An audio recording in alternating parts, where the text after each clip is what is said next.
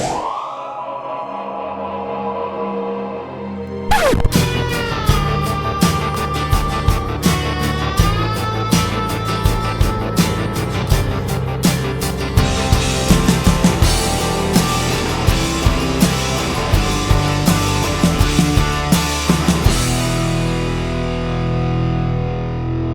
there, it's Jenny Kirk here. I've got a bit of a sore throat, so do excuse me if I sound a bit like Honor Blackman from time to time.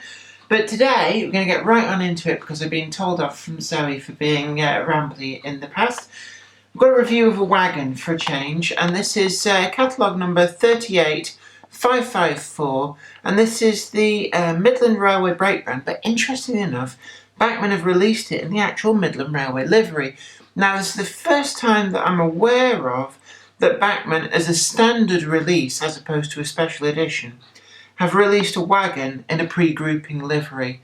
So it's a pretty welcome wagon, and certainly it's the first time that I've seen a brake van in a pre-grouping livery. Now, I know that Hornby did their rather poor oldie-worldy model of the South Eastern and Chatham Railway dancehall brake van in that livery, but I don't really count that because it's not of a detail quality which I would necessarily go and buy. So let's get this out of the box without further ado. Standard Bachmann box. It's the first time I've actually had this out from here. We've got our little bit of foam to just protect the roof. Oh, it's rolling away there.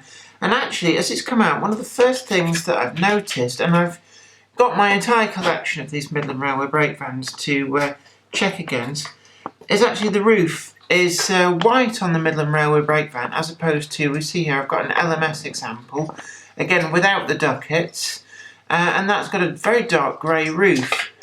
And if I actually go through, I've got one with ducats, LMS grey, it's still got the dark roof, and indeed I've got a British Rail one without the ducat, so again, same style as that, and that's in a dark grey roof. So that's actually quite a difference. I didn't realise that. We've got some very crisp decoration. It's a wagon that really, there's not a lot to see there, but in a way that makes anything like this much more difficult to produce, because I suppose the eye is drawn to the detail far more critically. We've got separately applied handrails, and these do seem to be very easily distorted. They're made of a springy engineer's type plastic, which does hold up to bending and flexing a lot better.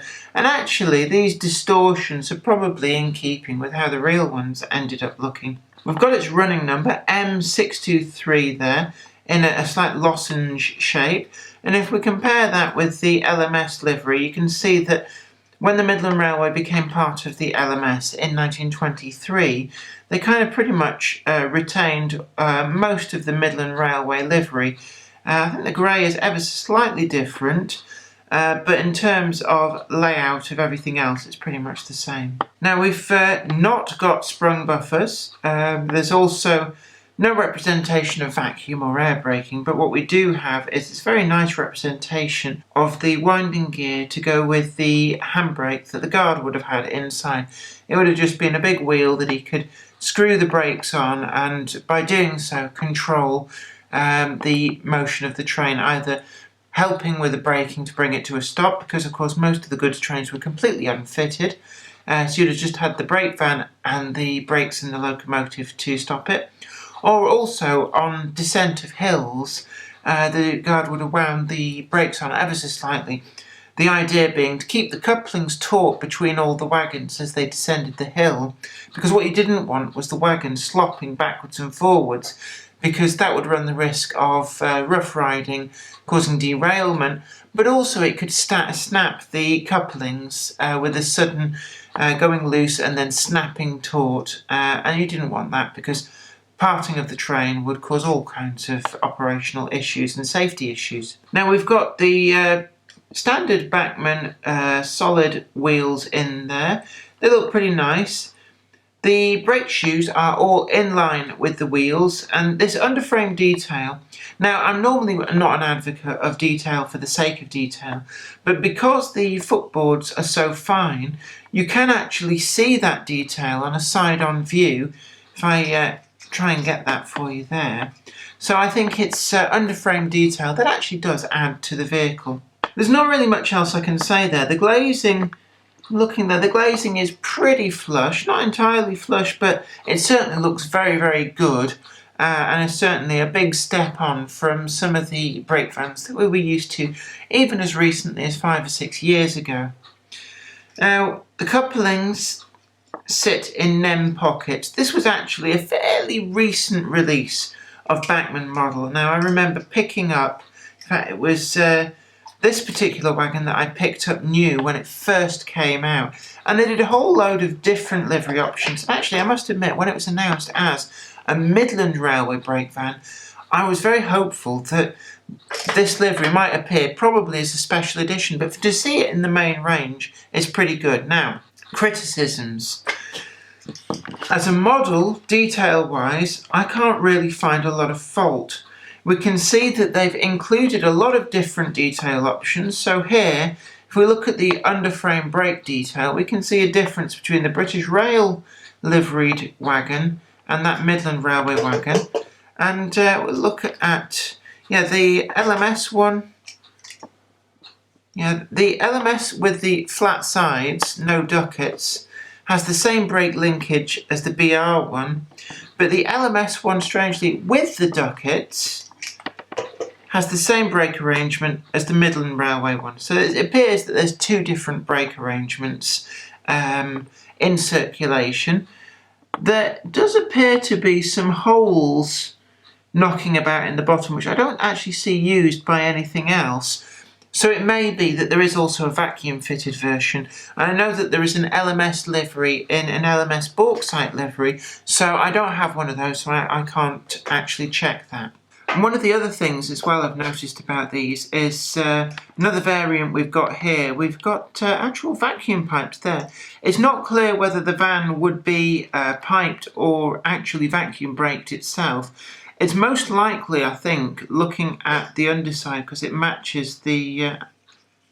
Actually, no, it doesn't. Looking at the underside, there's no vacuum cylinder. So I'd guess that that one is a piped example. And there's logic in that, because you've got a guy stood in there, and he'd just have a valve. So he could apply the brakes to the entire train, but he's got a big handbrake to wind down. So again, there's a third variant in just these 4 models. So there's certainly a lot of scope within these that Bachmann have created to model even quite minor detail differences between the wagons. Downsides, with the model itself I can't really find anything. It runs lovely, brake shoes line up, detail's great, but the price. Now this is becoming more and more common, and at £23.75, and that was the discounted price, that's somewhere in the region of double what these cost when they came out only a couple of years ago. And that is a huge increase that you cannot entirely put down to the increased cost of the labour force. And as I've said before, I don't begrudge paying Chinese workers a decent living wage. I think that's really, really important, and I do feel that when people bang on about increasing the minimum wage in this country and, warning political stuff here, one of the things that the unions would have my undivided support is if they also campaigned for a similar decent wage in places like China to stop those workers being exploited instead. But that increase in price, some of that has got to be an increase in profit margin. And I don't begrudge them making a profit, but I do begrudge them making an extra profit and trying to pass that off, not as we're making more money for ourselves, but as, we were paying the Chinese workers more, because not all that money is going to the Chinese. Right, political rant over. Aside from that, there's really no other downside to this model. And Bachmann have to be applauded for bringing out a model in a pre-grouping livery, and certainly a brake van is really, really well needed. This is a perfect addition to go with the Midland Railway 4F that we reviewed a few videos ago, so we can now make up an entire prototypical Midland Railway train. Well, I hope that review has been useful to you and informative and allowed you a close-up look at one of the new Bachmann livery models. Don't forget to like this video and share it too, and subscribe to the channel. That's very important because you'll be the first to know about new videos as and when they come up. But until next time, this is me, Jennifer Kirk, saying you take very good care of yourself and keep on doing whatever you do. Not that! I keep telling you, not that. I can see you. Well, I can't. Actually, I'm glad I can't. But the rest of you, don't look at what Joe's doing. That is really bad. You take very good care of yourself, and this is me, Jenny Kirk, saying bye for now.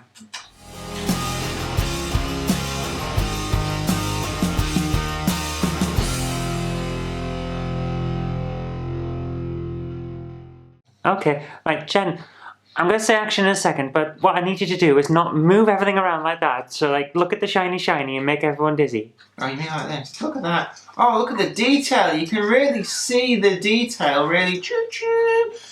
Yeah, that's exactly what we don't want. This is a public service announcement. Apparently, my producer would like me to apologise for the fact that when they're trying to film this, I'm doing this. Well, I'm afraid that, well, I'm really sorry, and I'd just like to say that we have a special hand signal for you.